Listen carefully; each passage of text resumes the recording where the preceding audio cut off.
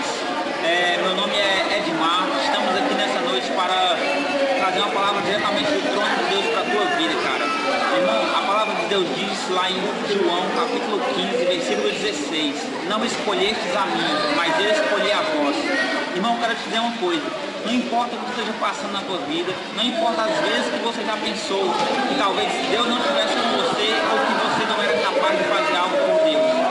Meu querido, Deus, Ele diz a palavra dele que foi Ele quem te escolheu. E se Ele te escolheu, Ele sabia a capacidade que você tinha para ser filho dele, para ser chamado filho de Deus. E meu querido, não importa. Deus te escolheu para ser morada e templo dele. Fica na paz. Shalom.